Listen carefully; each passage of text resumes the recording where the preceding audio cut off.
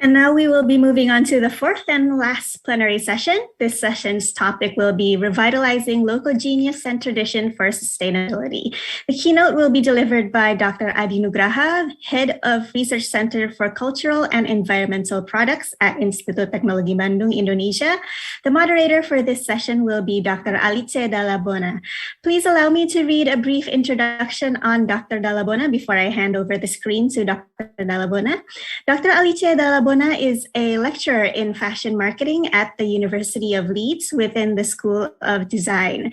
Her work investigates luxury fashion and the intersection of cultural elements in business practices, with a particular focus on notions of national identity. More broadly, her research interests including branding and communication, lifestyle brands, digital media, and new technologies. Hello, Dr. Dalla Bona. Hello, and thank you so much for the lovely introduction. Hello, how is it over there in the UK? Rainy, very rainy. Well, it's always like that in the UK. Could you share a little bit about perhaps your most recent research topic that you've been working on? Well, recently I just published a book chapter on how traditional elements can actually use to overcome some backlash in social media, especially when luxury fashion brands do something very, very wrong in relation with the Dolce & Gabbana scandal concerning the China collection they launched a couple of years ago. Very relevant, though, in the social media era right now. Okay, well then, I'll be handing over the screen to you for the fourth plenary session. The screen is all yours, Dr. Dalla Bona. Thank you so much, Sabrina. As the conference enters its final stages, we would like to show you a short video outlining the very interesting project that our next keynote speaker is actually working on. And that focuses on how culture and tradition can support the design community. So here is the short video we are going to show you.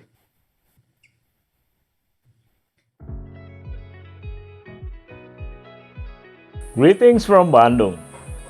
I am Adhi Nugraha from Institute of Technology Bandung, and I'm excited to share my knowledge in the second Icon Arcade 2021. I will discuss the idea of utilizing culture and tradition as aspect of creation or design inspiration through a consistent process of exploring and developing our cultures and traditions. So, make sure to register through the Icon Arcade website, and we'll meet virtually on 29 and 30 September 2021. Bye!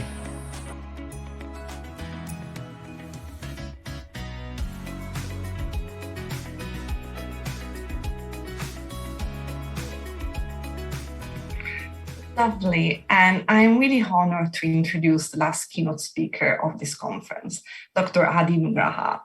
He is a lecturer, a researcher, and a designer.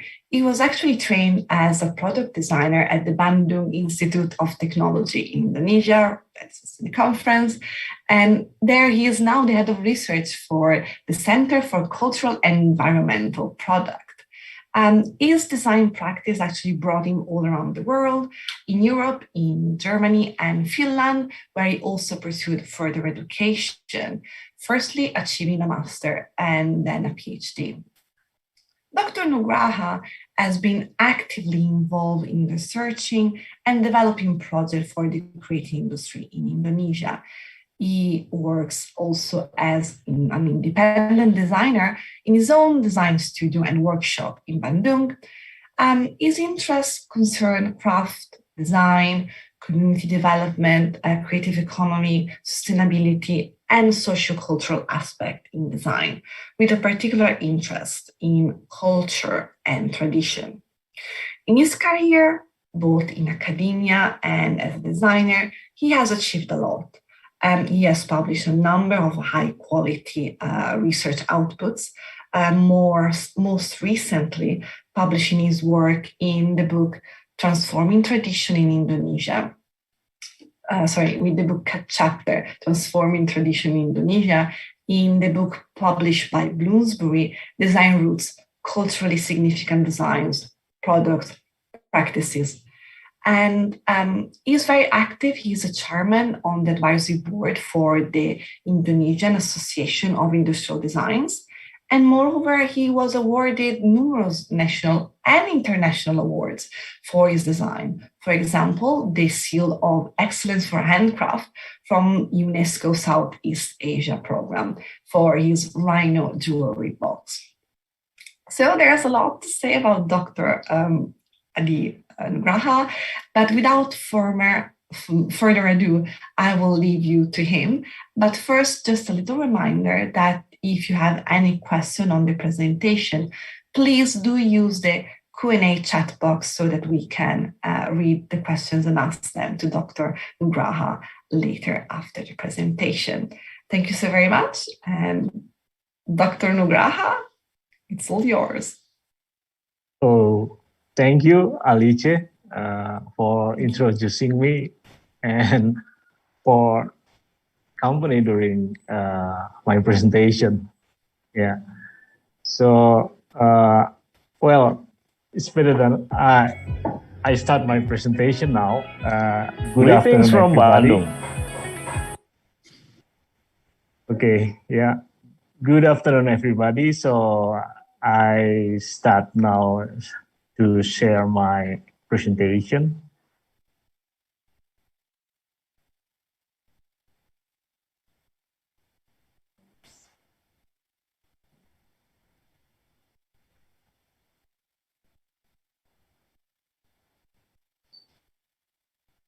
So can we see now the screen? Okay, yeah. Firstly, I would like to express my appreciation to Institute Technology Bandung and our Dean of the Faculty of Art and Design, and of course to the organizer of this great conference for their professional and I believe hard work that made this conference happen. So congratulations. Today I will share with you the issue about revitalizing local genius and traditional knowledge and practices in order to be beneficial for our contemporary lives.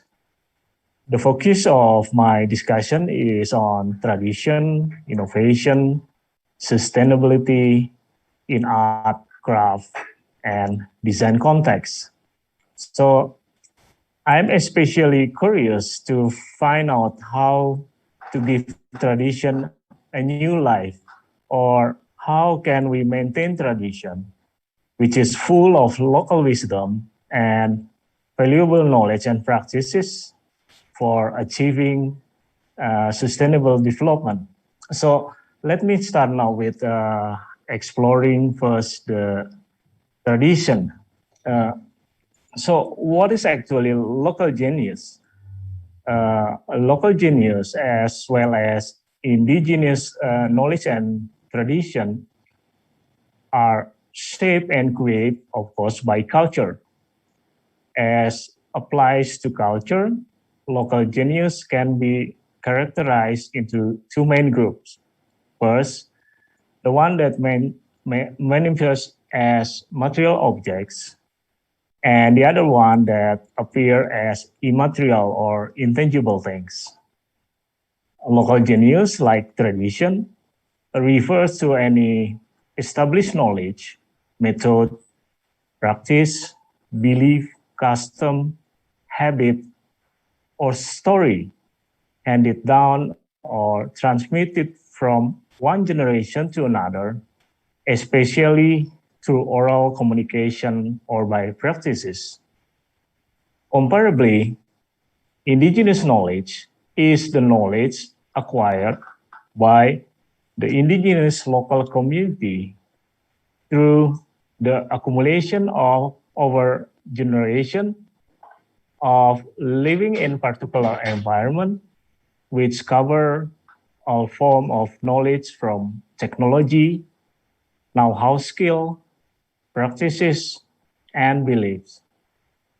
Some example of indigenous knowledge are knowledge of building a house or boat, knowledge of farming, hunting, fishing, gathering, curing, and knowledge of making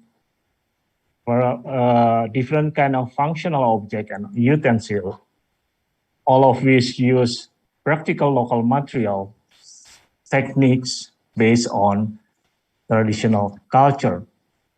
So here, every local society creates its own specific local genius that is influenced by culture, geographical condition, and some other external factor. So now, what is important is what can we learn from local genius and tradition? Many studies have confirmed that much traditional knowledge and many traditional artifacts and practices often reflect a harmonious balance between aesthetic and function, physical and ideological purposes integrated with economic and ecological decision as the result of thousands of years of accumulated practices, experiences, and collective wisdom that handed down over many generations. And what's important is also most indigenous practices tend to function and fit with natural order. For example, cultures that depend directly on hunting, gathering, and fishing tend to work out codes of behavior that honors both product and sources. It is considered strictly taboo, for example, to kill more animals than one needs, or to waste any part of an animal. In nature, as a law, nothing is waste, and organism uses only the energy it needs. In many areas, traditional and indigenous knowledge is often more relevant and functional than had been previously realized when it was labeled as a primitive or inferior class of knowledge. Due to a very good fit between material artifacts and the environment, cultural value and beliefs, and ways of life, indigenous and traditional cultures can be excellent model of practicing life in more sustainable ways, concerning the ability and empirical understanding of localized ecosystem. It is then, for me, it is necessary to explore the use of such knowledge that might be assimilated with existing science and technology today. And these are the reason why local genius, indigenous knowledge, and tradition are important and get more attention.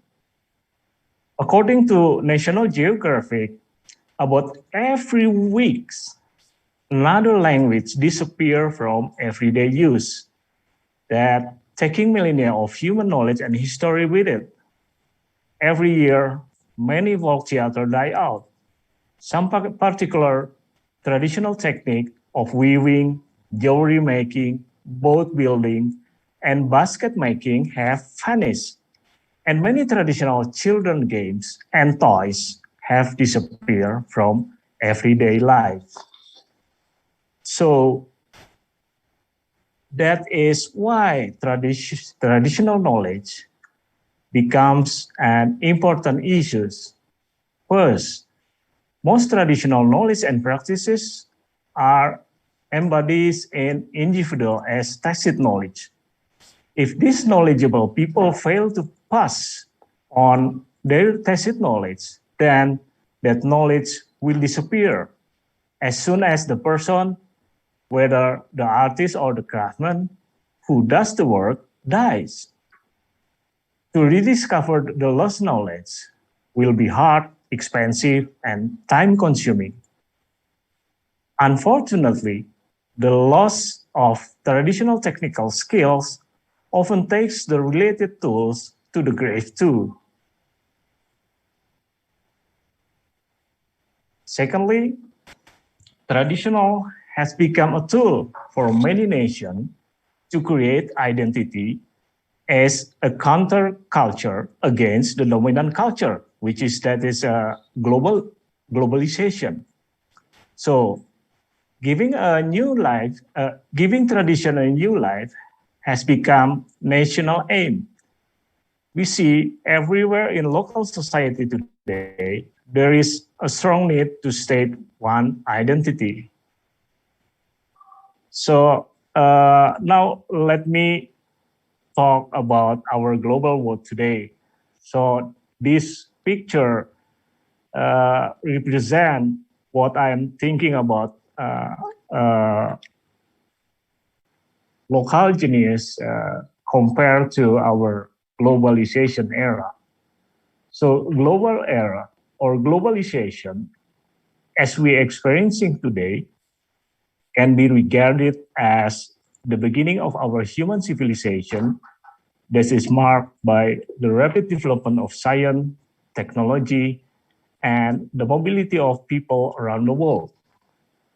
The revolution of information, communication, and industrial technology that giving birth to nano, biotechnology, internet, artificial intelligence, or cyber physical system are just some of examples of what science and technology has contributed to our life.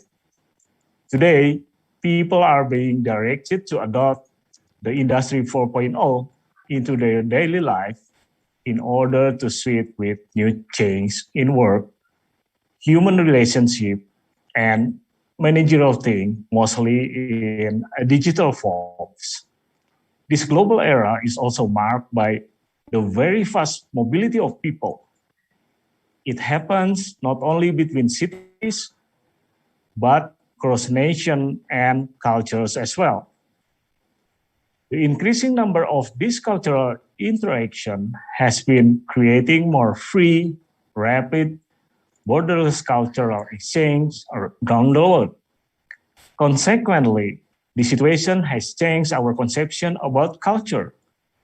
The culture we see today is no longer as closed system with its specific essential characteristic and uniqueness. The word culture today reflects rather as something more dynamic and fluid. So culture is flowing, transforming into new shape endlessly all the time. People may see this situation as positive or even negative side of the global world. Obviously, I think there are some positive side of this global era. For instance, people might benefit from the rapid exchange and development of science, technology, art, and culture. It includes businesses resulted by easy access and the circulation of information. This condition will encourage the growing number of new innovation and openness in different fields and aspects, such as environment, politics, social, government, information, and economic. Clearly, all these may contribute to the improvement of the quality of life of people and our planet. However, this global era brings also dark sides, especially when it is viewed from environmental issues such as water and air pollution, waste problem, exploitation of natural resources, global warming, consumerism, homogenizing cultures and products, and decreasing valuable aspect of life. The negative impact of products, waste, and lifestyles have become a growing problem that let us learn from local genius and looking back to traditional knowledge. The tradition of techno, for example, is not a romantic kind, but it is a logical decision for the total economy. Homogenizing products and cultures has gradually resulted social illness, such as destroying identity, locality, and diversity. The fast living style has decreased the people's feeling of self-fulfillment, a kind of satisfaction of doing meaningful work. So global world has also detached many people's feeling of being connected to the root, to their own tradition. But from my point of view, the problem with our global lives and product is that the change happens so rapidly, so that it doesn't allow people enough time to reach the equilibrium phase. In this time, when the change of technology has been rapidly accelerating, the new version of products can appear on the market while people are still familiarizing themselves with the old ones. Before they realize new change, another change has taken place. This condition, besides stimulated consumerism, create abundant disposable products, has also caused anxiety and uncertainty in the society, of course, as they must update and adapt themselves so quickly with such change. In such situation, it would be impossible to have an intimate relationship between human and object. So to deal with that issues, now I will propose a strategy which I call as revitalizing tradition. In my opinion, tradition, indigenous knowledge, or local wisdom can, or perhaps should, go hand in hand, work together to achieve sustainable development. Many critics toward our global life can be used as a relevant foundation to redefine the role of local genius and culture. I think people and society don't need to go backward. We anyway must keep going forward. What we need is to make some compromises and adjustment. That is, how to adjust local geniuses, tradition, and cultures harmoniously into our contemporary global lives. The key answer to this aim lies in the idea of revitalizing local genius and tradition, which means how to connect valuable local genius and tradition with our best achievement of science and technology today. Many local geniuses and traditions should be regarded as constituent of the worldwide life. None of the elements of contemporary technology exists without a long tradition behind it that has made it possible. As human beings, we always need to make new invention and innovation to improve our lives. To create something totally new, we often need to detach ourselves from tradition. In this recent situation where newness is rapidly accelerating, the fundamental role of tradition is to make this new innovation, new invention more human, down to earth, and have meaning and value for society. In this scenario, local genius and tradition can be enormously useful for our global life. So this is the concept. How can we integrate the local genius and tradition with contemporary life? I call it as revitalizing tradition. The idea of revitalizing tradition is to connect all tradition with different kind of condition of today's science, technology, economy, culture, and lifestyle. I'm proposing atomic method to make this concept easily understood and used. The atomic can be used as tool for artists, craftsmen, designers, and art design students, which might help their work when dealing with preservation and revitalizing traditional knowledge and practice.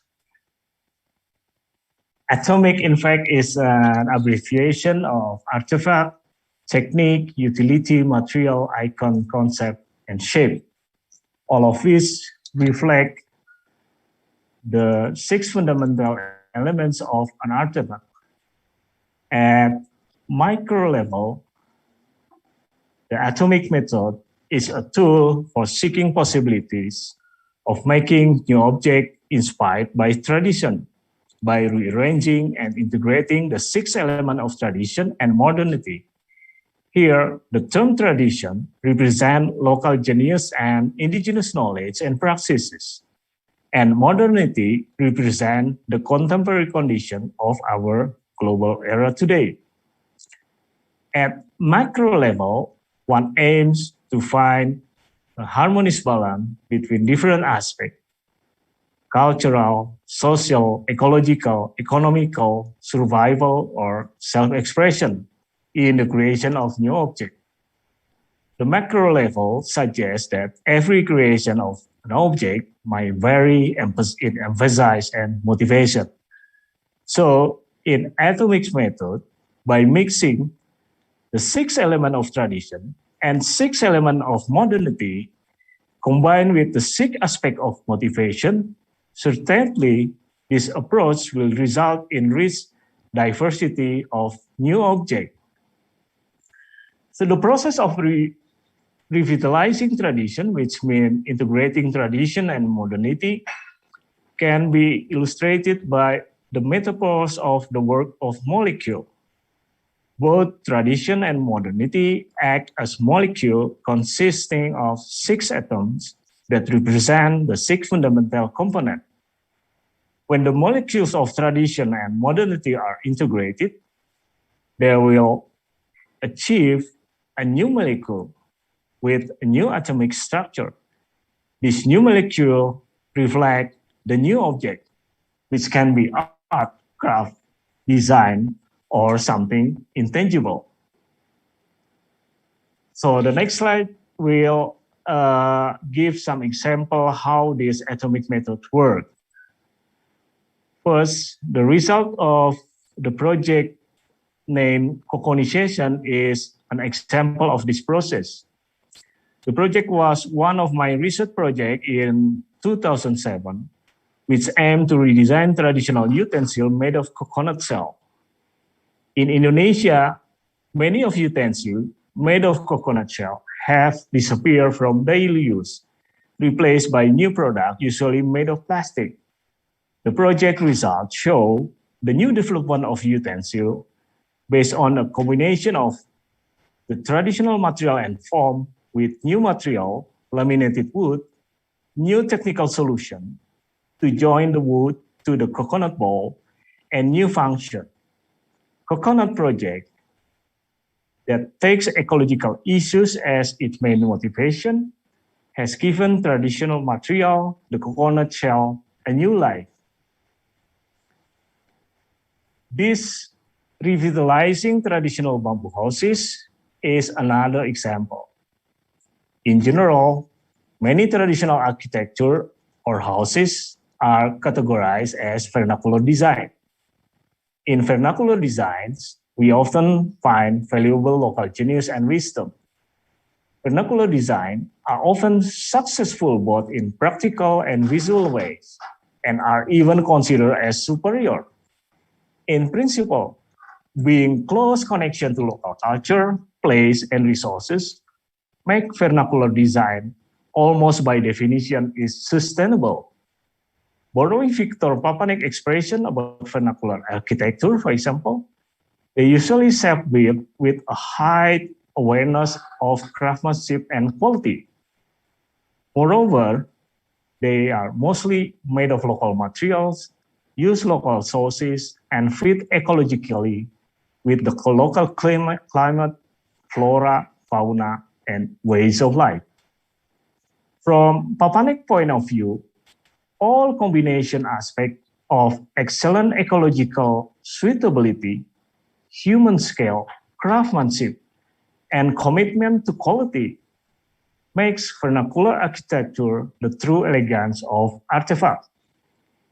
It is also important to note, especially for Indonesian conditions, the report of earthquake in many parts of Indonesia during the last 3 decades indicate that the traditional wooden and bamboo houses have been proven to survive earthquakes better than different types of concrete houses that often lack of implementation of sophisticated building regulation.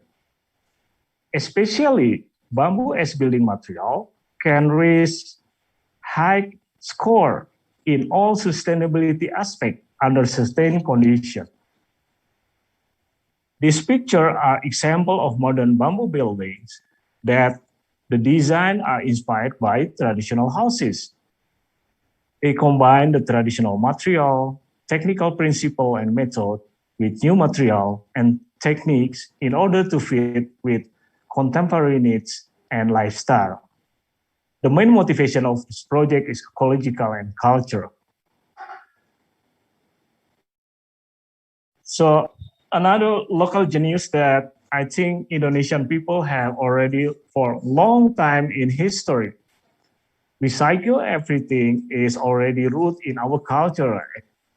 In fact, since I was child, I was so familiar with many recycled objects, from my toys, from my mom's kitchen utensil to interior decoration. I think it is worth to sustain this recycle habit for today and for our next generation as well. And this is my last example of the case explained about revitalizing tradition. So one of the best practices of indigenous society is, in fact, they have less concept of ownership. That means they are sharing more than owning the property. We know that our global world has been adopting the wisdom in many novel ways. The concern lays in sustainability issues. Many businesses and projects have applied this genius idea supported by new technology, by internet, and even digital forms. Car and bike sharing, co-working space, urban farming are one of example of this idea.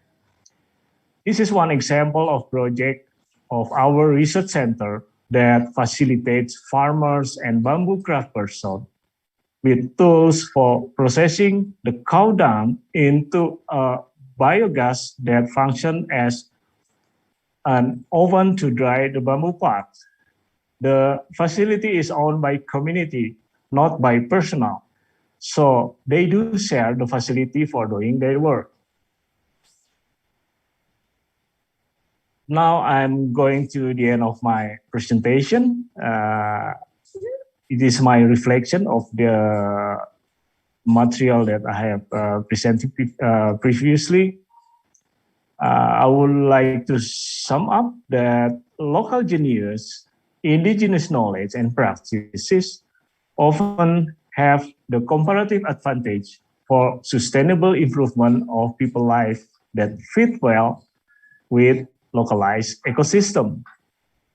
Creative innovation based on local genius and tradition roots is fundamentally worthy.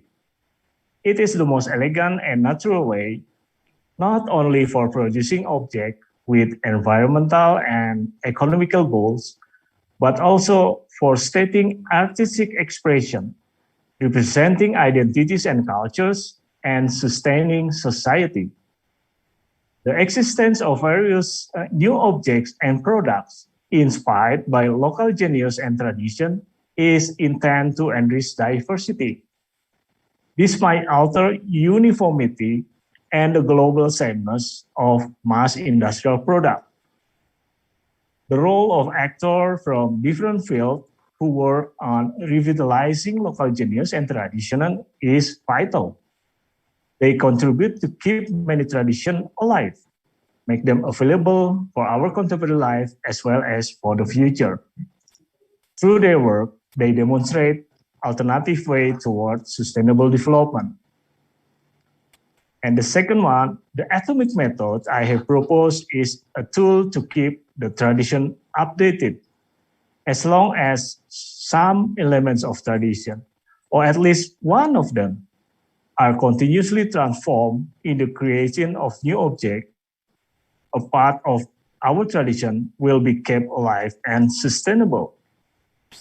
By bridging local wisdom and traditional knowledge with global world, we connect the past, our history, with the present and the future. The idea of proposing the atomic method was based on my belief that every culture, every society should continue to flourish based on their own root, their unique natural resources, their history, and their preferences. It shows how to be global without losing our roots, our own tradition. Thank you very much. Terima kasih. Thank you so much, Dr. Nugraha, for the very interesting presentation. It raised so many interesting points, and especially the way you highlighted the intrinsic paradox in globalization. As the homogenization of offering increases, people are actually looking for diversity and something rooted in local and specific tradition. So that is very, very, very interesting, especially in light of how fast local tradition and so many resources of knowledge are actually getting lost every day, and so many cultures are already much poorer for that. So my first question is really about what do you think it's achievable in terms of a very rich culture, for example, like Indonesia, that it's still very, very rich in all sorts of traditional knowledge. So is there any specific industry that you think it's particularly suitable to be at the forefront of this movement of keeping in touch with tradition while bringing it forward and revitalizing, so that to actually reconciles modernity and tradition?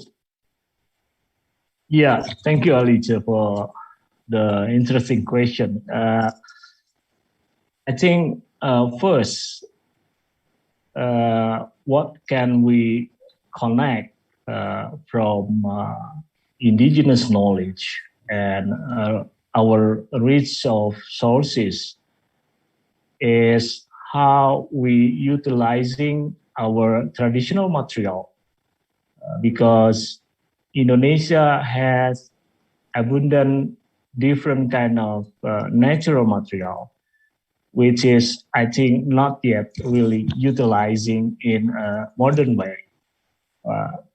Take an example at bamboo.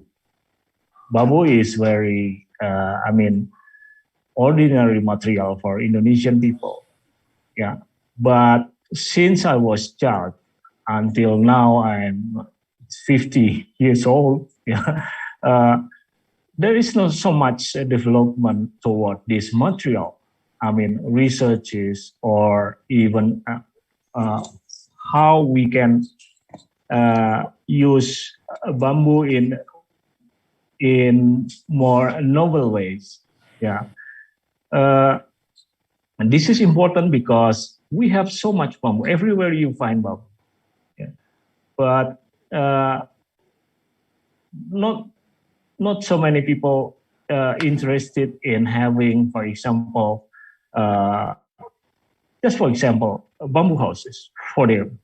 Yeah, if you see in a big city, in every city, in urban area, you can hardly find houses that made of bamboo. Even though I think, and I really believe that bamboo as a native material for Indonesia, it has so huge possibilities to be researched and to develop into a modern material. So I think this can be even make it as a big industry like in China. Yeah, but it is still untouched. Yeah, and there is still a lot of natural materials such as rattan or different kind of natural fiber that we are not yet touched in very I mean good approach. Yeah, and the second one is not like in the material things. Yeah, there are so many also life principle and something wisdom in everyday life that can be transformed into the new habit, new tradition of global Indonesian people to be used as a wisdom, to be used as a wisdom for life. Yeah. For example, as in the last presentation of the application of revitalizing tradition, the habit of recycling, the habit of sharing, not owning things. I think it is good for people. So they don't need always own something, but they can share, and then it makes life more easily. Yeah, I think there is still so many things that we can adopt or adopt the principle of local wisdom into the industries or even our culture of self. Thank you so much for your answer. It was so interesting. And you raised such a great point in how a lot of the focus sometimes on the materiality of things and the values underlying traditional societies are actually not considered. And it's so very interesting considering how many societies like around the world intrinsically had these values of sharing and of being sustainable, like reusing and recycle, and how so much has been lost. Which actually ties me to one question from the audience, which is very interesting also. They're thanking you for the presentation, of course, and they're asking whether, in your opinion, is it important for every community, like even in the most rural areas, to have advanced technology to be able to compete at the global level? Or should the focus more be on the locally sourced technology? Yeah, this is very good question. I think this is not about good and bad or black and white. I think some application of technology, it is very even useful for rural area, like digital or internet. I think it helps a lot people everywhere. So in this case, we can always use the most advanced technology, even applied in very rural area, like for example, for make lighting, giving light in the village. So we can really apply, for example, a solar cell system, yeah, to be applied in this rural area. Why not? If it's people can access this technology, so I think there is no problem. But I think what is important is every society should realize that and should really understand that what is in fact their own strength in the society according to regarding to their natural resources or local genius. So they should really understand. And I think this is the most elegant way to work on what they have locally, because I still remember that Cradle to Cradle book really mentioned that every sustainability is local. So anyway, we should first start from what we have locally. So this will make sure that we go in the right path in terms of sustainability. Even if we adopt new technology or very advanced technology, but how we connect all this kind of problem in the area with what we have locally. So I think that is the most appropriate way to solve any problem with the local local problems. And people now very busy with what we call Industry 4.0. Every nation, every society should adopt their habit, their ways of life according to this principle. Digital world and everything should be fit with this principle. And I think in terms of Indonesian case, we don't have all people doesn't need to be fit very well with this kind of situation. So, for example, if Indonesia is to compete with the well-developed country with science and technology, of course, we always become a follower. Yeah, we should see, and then we should be realistic. So we should compete with something that other country doesn't have, like what we have. So we are rich with natural resources, traditional knowledge, traditional of making objects. So if we compete with this, yeah, of course, connecting with new technology. So I think it is more appropriate to compete with this kind of principle, rather than we compete with the things that every nation make the same thing. So the idea is what we can think that we are good on at, yeah, that any other nation is not really good with that. So, for example, we are good in craft, yeah, and we have abundant richness, diversity of way of making, and supported with different kind of raw material.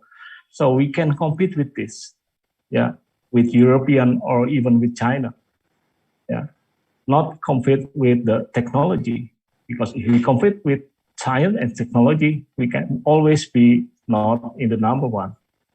We always become the follower. But if we compete with what we have that other country doesn't have, so I think it is more reasonable and give more possibility to be success. So I think that is my interpretation about what we can make what we can do with our local genius and indigenous knowledge. Thank you so much for answering these questions. And we have a couple more, and as again, those are really good questions again.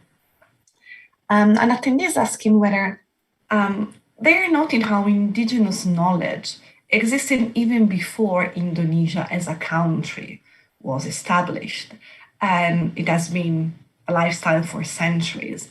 And they note how education has been it comes from Western countries where indigenous knowledge is often marginalized. How can we start to adapt and complement our art and design education in Indonesia by bringing the two together, the global and the local, so that your education is able to produce responsible artists and designers who place local values in their work? Yeah, this is very interesting question, but I very think big. very big. Yeah, very philosophical. In my opinion, education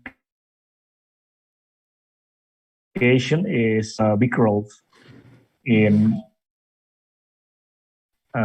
building development of society. So I think especially in Indonesia, education is a center for this awareness. We cannot hope it's come from, from just a society or even, I don't know, from government, because they should, the higher education, like university today, they should really see that every region, every province in Indonesia has its own nature and characteristic. So, and how education, how this higher education like university can really strong say, for example, to government that every places can have different focus on developing their own resources. And I think it is very important to state this. Indonesia is divided into different, many different islands and cultures, inhabit with different people and different natural resources. So I think the goal of education should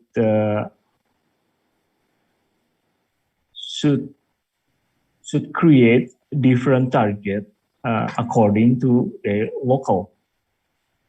So the target or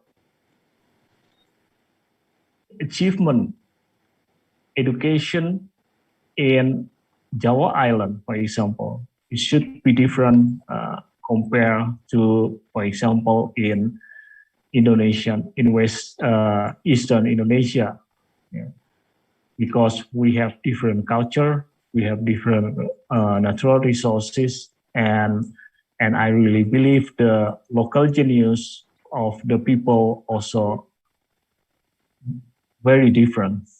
So it should, the question is how every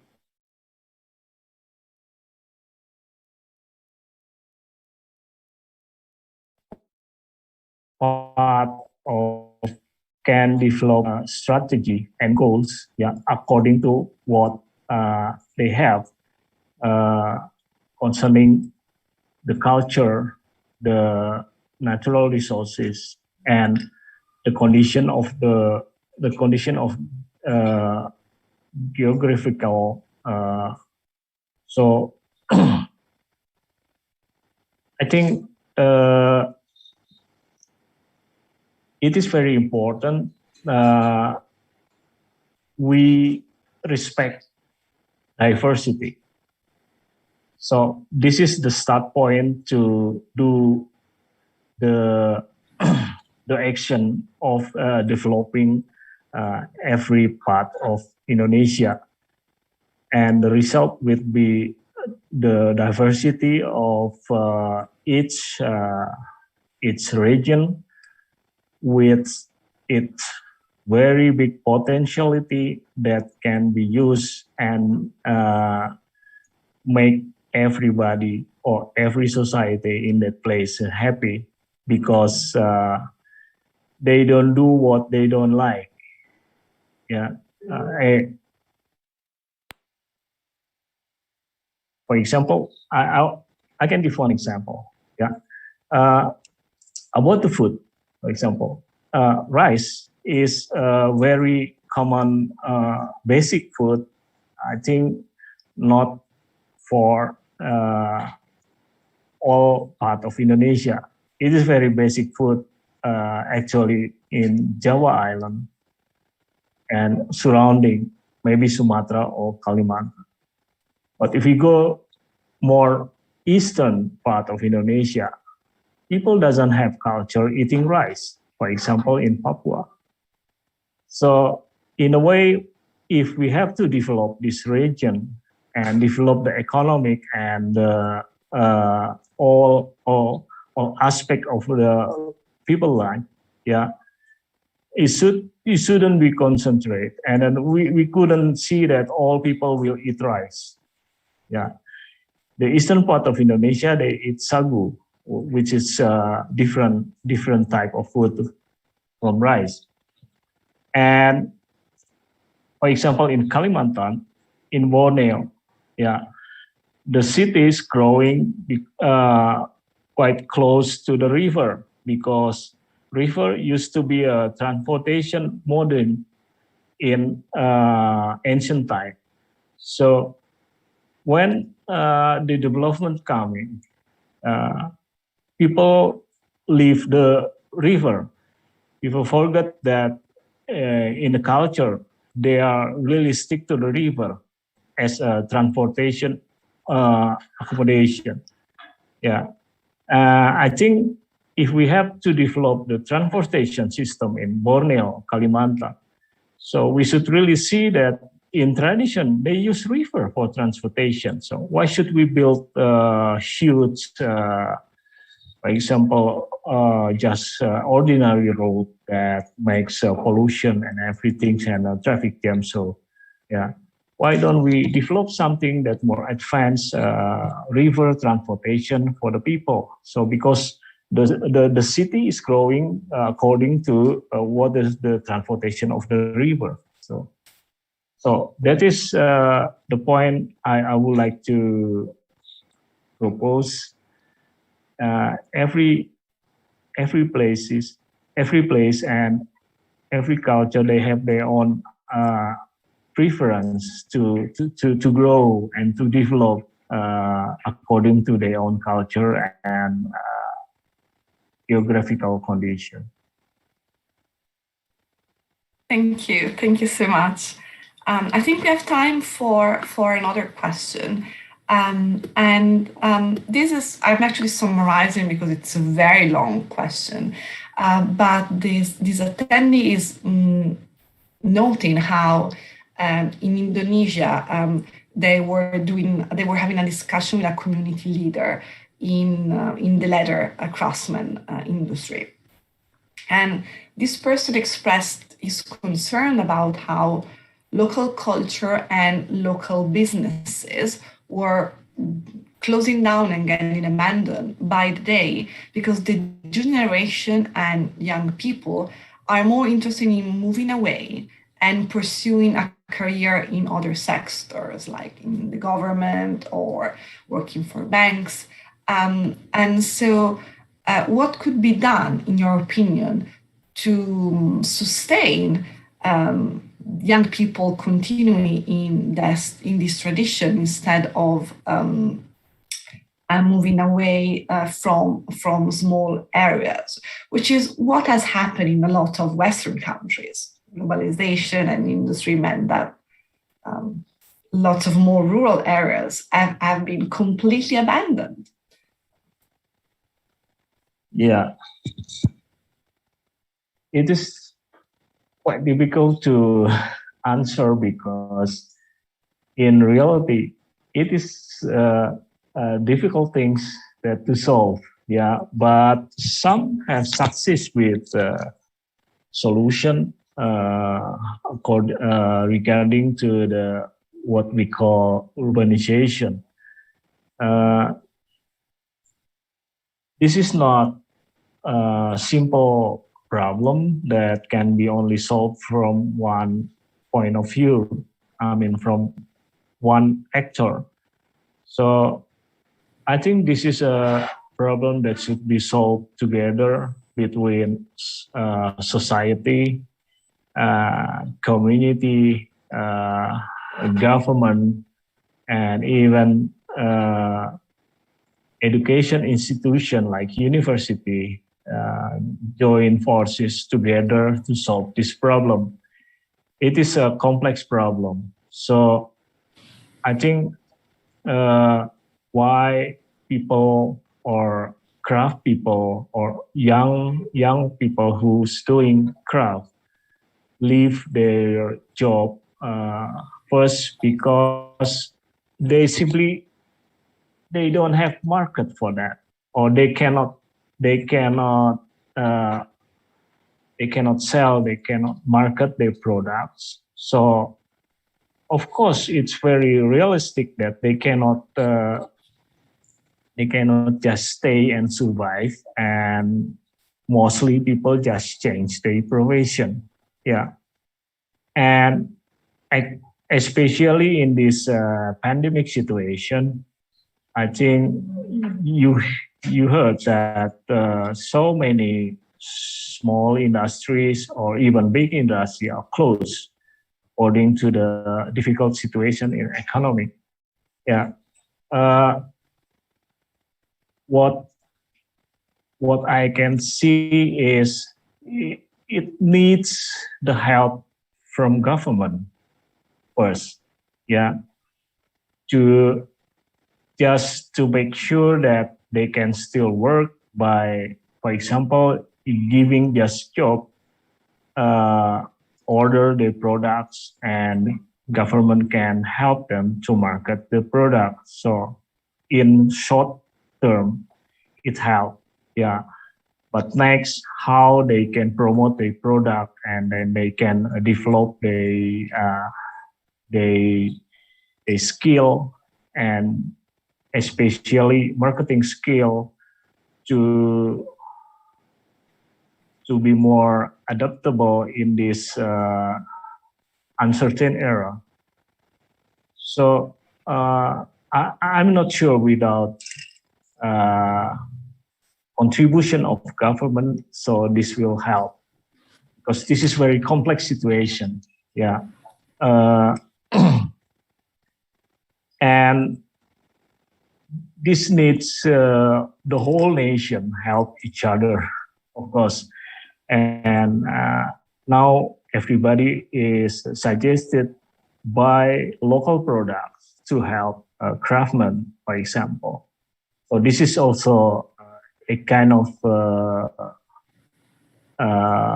scenario that we can support local actor, craft industry, or creative industry to survive.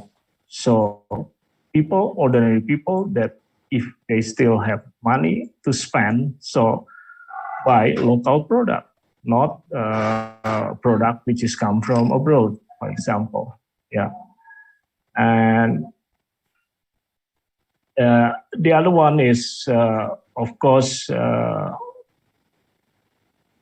actor who is doing the work, especially in craft sector, they should also more flexible, see some opportunities, see some changes, and ready for change. Yeah, to keep their production going, and then to see some new strategy possibility that they can survive with this situation. I think this is most important. It applies not only for small industry, but for middle and even big industry. It should be more flexible and then see what is the opportunity coming from this, for example, from this pandemic era. For example, not all commodity in this pandemic era is getting dropped or really die. For example, there are also some commodity or products that even growing and bigger, like thing connected to the sport equipment, and home decor, and a different kind of product that suit with health care. So it's growing so big. So how these young people, young craft people see this opportunity and ready to switch to other field of maybe they haven't do it before. So I think this is the most important thing, that one just have to be flexible and then see new opportunity. And this sounds really normative, but I think collaboration, for example, sharing facility and this kind of stuff, building network, it will help, to survive this situation. I don't know this answer the question or not, but I think the problem is very complicated, very complex, and it cannot be solved only from one actor or one discipline. It needs government help and community and even education institution to work together and then to solve together, to give a solution for this very difficult situation and problem. Thank you so much. It was a complex question, and it was great for you to share a little bit of your wisdom on that. Actually, we have a lot more questions on your work because it really raised a lot of interest. Unfortunately, we do not have time to discuss all questions, but perhaps just one more from the point of view of a designer themselves. This attendee is actually asking, they are working on revitalizing the traditional baby carrier.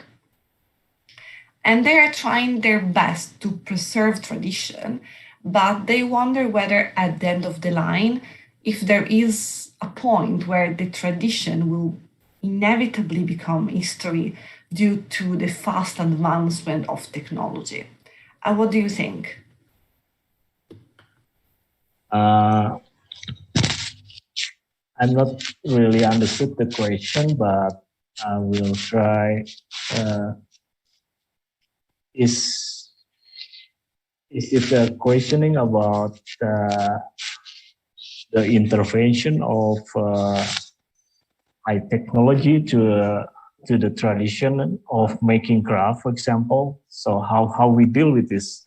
Is it about like that, or? They have not specified, so I assume that my understanding is that they're designers and they are working on this traditional baby carrier project, and they are struggling perhaps to see how new perhaps guidelines on how baby safety, for example, how difficult it gets to really use local wisdom, local culture, and and the local genius that you described when the pressure perhaps from the modern environment become more and more pressing. And so do you think, will there be a point where all these new needs will mean that it's not possible, or it's possible just in a very limited way to use a local knowledge to support design? Yeah. To be honest, we also not suggested to be very romantic with traditional knowledge or local wisdom. Some problem can be really solved with new technology or very radical change in solution that doesn't even need contribution from local knowledge. And I think, in my opinion, of course, as long as we can attach some principle of indigenous knowledge or local genius into our design, yeah. So, well, it's really great. I mean, because it always connect our history, our past with today's life, and then it's continue to the future. But in some cases, it's just difficult. I mean, to transform this different value of traditional knowledge and practices into design object or into the new practice. We know, so there is a lot of disruption in this world today, and it happened because there is radical things that people think in science and technology, and it changes everything, and it should be, I mean, people just have to follow the new things. And some of them is really successful. I mean, people just have to adjust what they have in the culture, and then they will have new culture. They assimilate and then they adopt the old culture with that new invention in technological. So it changed the lifestyle of the people. But I think the point is we should really see and then put the thing in perspective, a good perspective. So some of case we can, in some cases, we can really assimilate, we can really integrate, and we can take indigenous knowledge or tradition practices into to build into we can take it into new design and incorporate it with new technology and science. But in other case, it is just impossible to do that. So we just have to be realistic, and we don't need to put all these traditional values into the new design or the new innovation what we make. Yeah, especially in technology and science technology, they really do something very radical. So they don't need to see, or even they have to detach with tradition in order to get the new things. It's really radical and very new. Yeah. But I think the role of designer here is you should be very sensitive to see the opportunity, or even sensitive in a way you can see what is the bad side of this new thing. So if we really adopt that, yeah, if we really adopt the new technology or science, and then I think the role of designer or artist and designer is very important here to see the bad side of the application of new science and technology. And they are the one that very sensitive to see how this will be applied in society without any harmful to the society and for the environment. I think in many cases, we can always, even in small things, attach the value of traditional knowledge or tradition in general or our culture into the invention or innovation of new products. So, because as I presented previously, that no new technology can happen without the history or the achievement of the tradition behind that. Yeah. So it can be not in the material things, but in the, for example, in something intangible. So it can always incorporate with that new technology. So I don't know if this is to answer the question or not, but as designer or as artists, we are obligated to be responsible to see something that the scientists or the engineer tend to see it as not important things, but for us this is very important because it is connected to our society and to the sustainable development of our culture sample. So this is the big role of artists and designer to make what I said about to make all the new thing, the invention or the innovation more human, down to earth, and related or connected to the roots, to the tradition and to our culture. Yes, thank you so very much. All of the questions that we got for you were really, really good. And actually, we have a lot of them. Unfortunately, we do not have time to answer any more questions. So I do apologize to all of you who asked them. It's just that, there were a lot and we need to progress with the rest of the conference and the closing. So thank you so much, Dr. Nugraha. It was a pleasure to listen to your presentation and to share your insight with regards to the questions. And it is now time to move on with the rest of the conference. So I pass the baton to the next speaker. Thank you so much. Thank you. Thank you, Alicia, too.